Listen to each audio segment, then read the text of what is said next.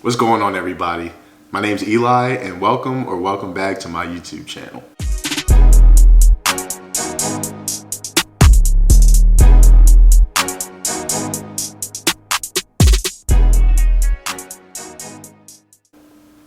So today I have a special video for you guys. I mentioned that I was going to make a video like this when I did the Q&A video. I wanted to do a new video discussing why I chose dentistry and why I chose to go to dental school. If you've been subscribed to my channel for a while, you know that when I first started my channel, I made a video about why I switched from pre-med to pre-dent. But I figured I should make a whole new video now that I'm above 1,000 subscribers and just talk about why I chose dentistry and kind of talk about my story a little bit. So stay tuned. If you're new to the channel, how are you? What the fuck? If you're new to the channel, I'm a first-year dental student at Boston University, Henry M. Goldman School of Dental Medicine. I make videos on this channel with advice for pre-dental students as well as vlog my dental school journey throughout dental school and hopefully after when I'm a full-time working dentist. Please subscribe to the channel if you're interested in seeing videos like this. I make new videos every week and you don't want to miss them. Now let's get into the video. So before I get started, I just want to say, I realized as I was introducing the video, we've came a long way on this channel so far. I remember making the why I switched from pre-med to pre-dent video earlier this year, back when I was probably under 100 followers. The focus of that video was mainly the differences between medicine and dentistry and what about the differences made me switch. But I think now it's time for me to tell my story a little bit about, how I came about wanting to look into dentistry as a career, what influenced me switching and all that stuff. I'm going to keep it brief, but, I do think that it was worth more than just a 30-second or 1-minute answer in a Q&A video. So this video is completely unscripted. I'm just going to talk to the camera and talk to the audience and be real with you guys. I did write down a few talking points, but that was just for me to make sure there were a few things that I wanted to hit in the video. I just wrote them down when they came to mind. So if I look at my computer once in a while, I'm just looking at the talking points. So for those who don't know or who haven't seen the other video, when I was in undergrad, I was a pre-med student. I originally really wanted to be an orthopedic surgeon. I grew up my whole life playing sports. Sports was really a major part of my life growing up. It was something I loved dearly. To this day, I still play sports at whatever level I can, whether it be intramural league, men's league, whatever it is. I do still have a love for sports. When I was going to undergrad, I didn't really know what I wanted to do. I knew I wanted some kind of job that would keep me around sports, and science and math were my best subjects when I was in high school. And I knew I wanted a career where I wouldn't be sitting at a desk all day, and I wanted to help people. So all the signs pointed to being a doctor, and that sounded great, but I already got the feeling that as a doctor, I wanted to be a very specific type of doctor, which was an orthopedic surgeon working with a professional sports team. I was aiming for the top of the top. It's already hard enough to get into medical school, but orthopedics is one of the most competitive residencies. And then to work with a professional sports team is you're trying to be the 1% of the 1%. The odds of that are just insane. And that's not me betting against myself or anything like that, but it spoke to something different in my mind. So the fact that I was shooting for this small niche of a career was telling me that I may not like the career in itself. What would I do if I didn't match into orthopedic surgery? Would all of my 4 years of medical school go to waste? Would I enjoy being another kind of doctor? And that was something that I really had to sit back and think about. And I think that's kind of what influenced me to look into other career fields to begin with, if that makes sense. Now let's just briefly talk about how I stumbled upon dentistry. There were many different things that kind of contributed to me looking into dentistry. One being that my cousin is a dentist and she owns a dental practice in Georgia. That gave me the opportunity to already know who I wanted to shadow, get a look at the business side of dentistry, obviously the work and dental side of dentistry, but it gave me a holistic view of what a career as a dentist is. So that was a great resource that I had from the jump. And my cousin kind of was always putting those bugs in my ear, like, you should come shadow, you should check this out. She knew I was majoring in science, but you know, I was always like, yeah, I don't want to work in people's mouths. And oddly enough, like, I mean, look at me now, but that was kind of my viewpoint on it when I was first being told to look into it. So for the people that don't know, I graduated college in 2017 and I started working at NIH in their Postbac program. And at the time I was still pre-med. So I started working a full-time job, was making a little bit of money, and I made the decision to go get braces for a second time. I guess now would be the perfect time to tell you guys why I had to get braces twice. So I first had braces when I was in, I think 7th grade was when I got them. I was 12 years old. I grew up with a gap in my 2 front teeth, a pretty big gap. I never liked it. You know, some people like their gap. It relates to their family. I never liked it. It is genetic. My mom had a gap. My mom has veneers now. My sister had a gap. My sister got braces. I had a gap, and I had braces for 2 years. I got them off when I was in 10th grade, actually. So I got my braces in 8th grade. I had braces 8th to 10th grade. I was 13, and I got them off like right around my 15th birthday. When I got my braces off and I got my retainer, I had a lot of issues trying to speak. I was supposed to wear my retainer full time, but I couldn't speak at all. It was really hard. So even then, when I took my retainers out at school to eat lunch and stuff, by the time I went to the bathroom after lunch, took a look in the mirror, I could already see my gap coming back. And that made me feel some type of way. It's hard to describe. I don't even really think about it that much anymore, but I just felt really insecure about that. So when you get your braces off, you have to go back every, I don't even know how, like 2 months. I don't know how often it is, but you have to go back for retainer checks, make sure that your retainer is working right, you're wearing it, you haven't broken it, stuff like that. I go back for my first retainer check and I tell my doctor, or I tell my orthodontist, I don't think my retainer is working. My gap comes back in under 30 minutes. Is that normal? My orthodontist takes a quick look at my mouth and says, you need a frenectomy.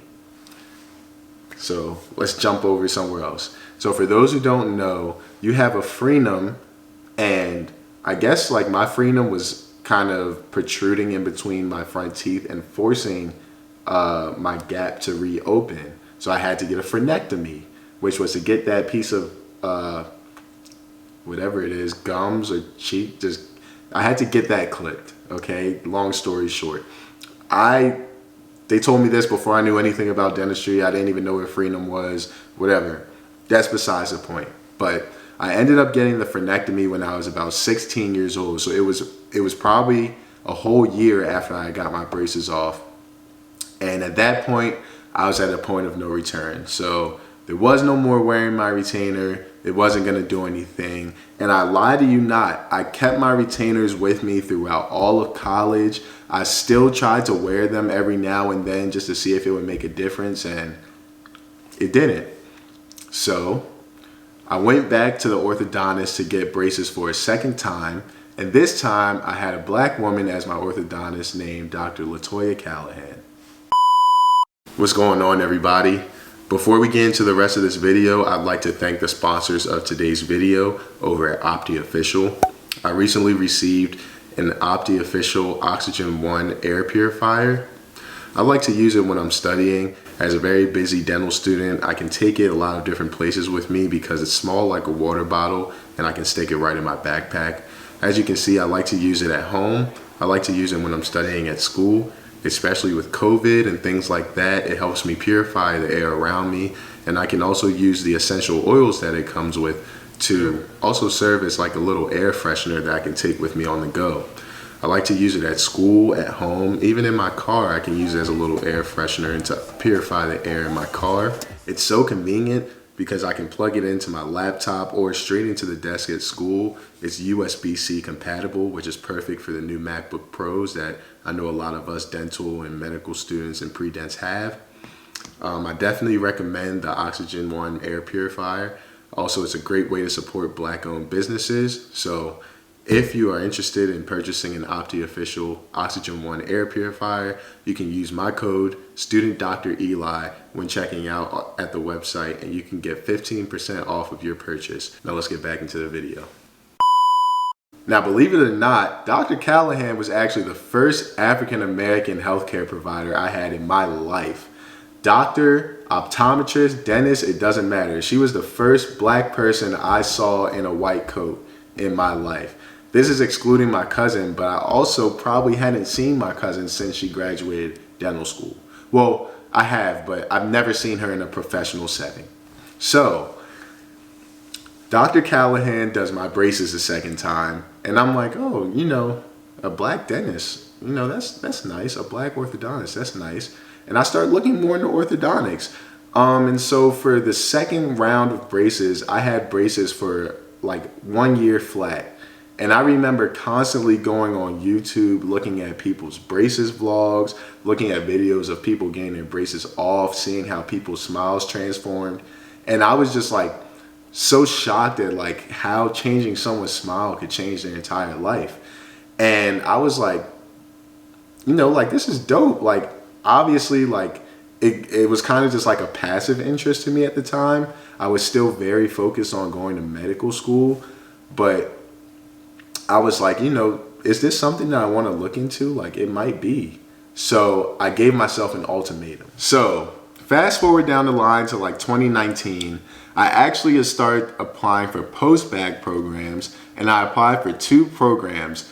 One was at Drexel University College of Medicine. It was a 1-year master's linked to the medical school. So if you completed the master's in good standing, you were automatically enrolled in the first year medical school class next year. The other program I applied to was called G Squared. I was familiar with the program because 2 of my prophytes had done it before, both of which are, one is a 2nd year dental student at University of Maryland School of Dentistry, and one graduated from University of Maryland School of Dentistry in 2020, I believe. So I was already familiar with the program. It just so happened that the people I knew that did the program were pre-dental when they did the program. And I told myself, if I don't get into this Drexel program, I'm going to look into dentistry. I'm going to at least shadow. So I didn't get into the program at Drexel. They tried to accept me to like some other 2-year master's program. I told myself I was going to do G Squared and I'm going to look into dentistry. And so I hit up my cousin, asked if I could come down to Georgia to shadow for a whole week, and I was sold. I immediately started studying for the DAT the summer before I started my post-bac program, and like I really hit the ground running. Like I started studying in July. I had just taken the MCAT in March of that year, so I was kind of, you know, still a little fresh on the material, but I started studying in July. I started my post-bac program in August. I took the DAT in October. But I waited until the next cycle to apply just because I wanted to have the best chances. For people that have seen my low GPA video, I already knew that, you know, I was working against the odds with my GPA. So I wanted to just take the chance to really focus on my post-bac, get some good grades there, get a good DAT score, get everything together, and then apply next cycle. So that's some of the stuff that made me look towards dentistry, and you know, I just wanted to give you guys a little bit of a backstory. But let's talk about some of the things that are associated with the career of dentistry that really solidified me making my switch. Number 1, residency is optional. So as you know, I mentioned that I graduated from college in 2017. I turned 26 this month. Today is November 22nd. I turned 26 15 days ago. So I'm getting up there in age. I'm gonna graduate dental school when I'm 30 years old, or Damn. I'm sorry. 27, 28, 29. Or when yeah, I'm gonna graduate dental school when I'm 30 in 2020. No, I'm gonna be 29 when I graduate okay. So I graduate dental school in May 2025, which means it will be 6 months before I turn 30. I'm gonna be up there in years. And for someone that wanted to be an orthopedic surgeon, I'm looking at a 5-year residency after that. 35 years old, we're getting up there. Life is still happening, and I don't want to spend my entire life in school.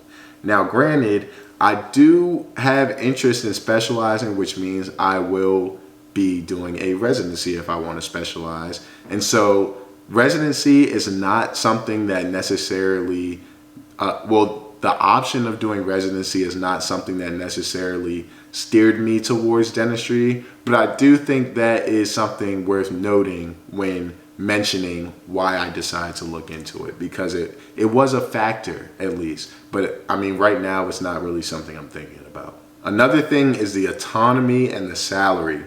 So when I used to think about doctors, being a doctor was their whole life. You hear about residents making terrible money, working 80 plus hours a week as interns in the hospital. You hear about doctors that work 5-6 days a week.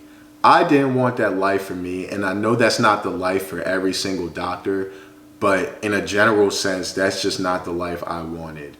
When I got around to talking to dentists, shadowing dentists, I noticed something very common.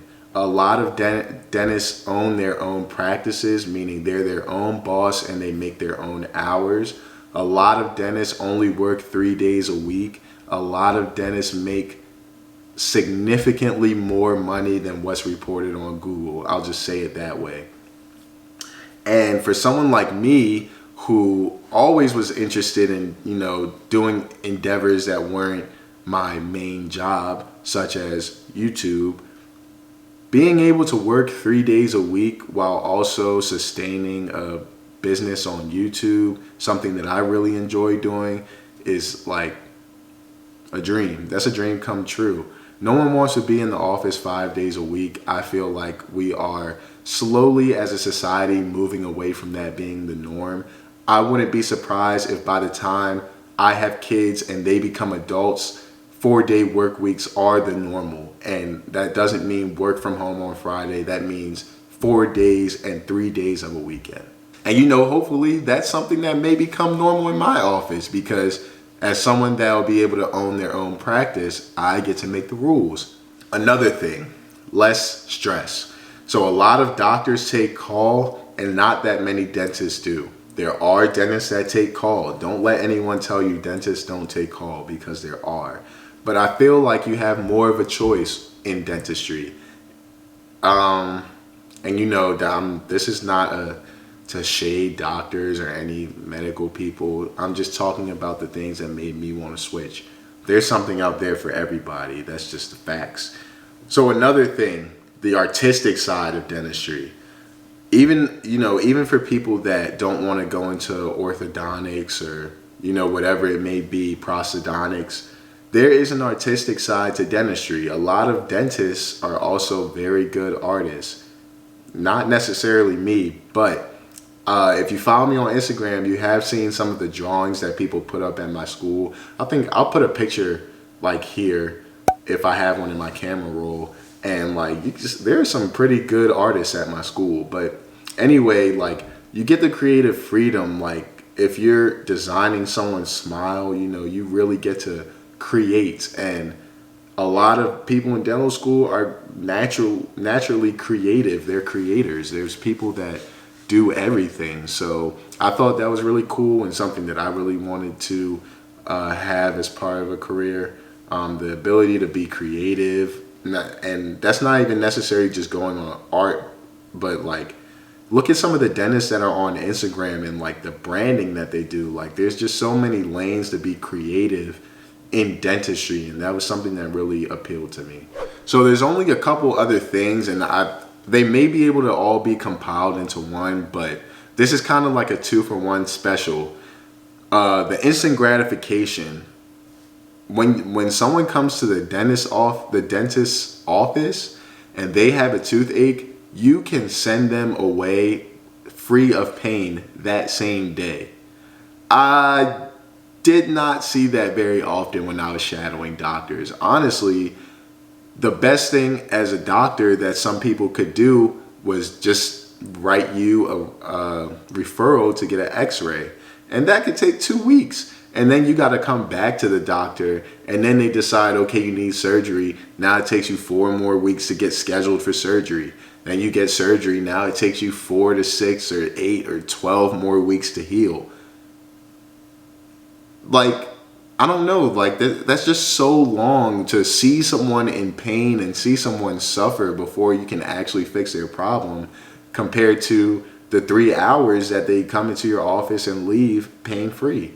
And obviously, I have to say this again, all of these things are case-by-case basis, but I'm just speaking in general.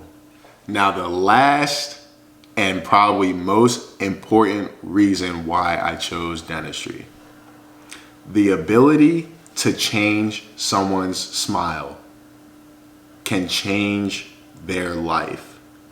Their life. And I'm so serious. There are people that are afraid to smile because they're missing teeth, because they have gaps. I know, like, all of my friends know, like, before I got my braces the second time, like, I didn't smile in any pictures. Like, I was so embarrassed of showing my teeth. Like, it was such a big insecurity for me. Like, I never showed my teeth. And after I got my braces off, like, that changed my confidence like 100%. Like, I show my teeth off now. Like, that's all I show. That's the first thing I show. Like, because it can just change your confidence so much. And like, confidence has so much to do with everything in your life. Like, honestly, like, confidence is key for everything. Like, the ability to change someone's life as a dentist is priceless. And I think that might have been the #1 thing that drew me to dentistry, and that is why I chose dentistry. So this video ended up being a little longer than I originally planned, and I mean, it's cool. Like, I wanted to get that stuff out to you guys. I wanted to make sure I hit every topic, and you know, I wanted to make sure I kind of made a new, more updated, more elaborate version of the why I switched from pre-med to pre-dent video. If you haven't seen that video yet, I'll link it right here. You can check it out if you're looking for something to watch next. Otherwise, take a look at some of my other videos. Make sure you subscribe, make sure you comment, make sure you like the video. New videos every week. You don't want to miss them. Thanks, and I'll see you guys in the next one. Peace.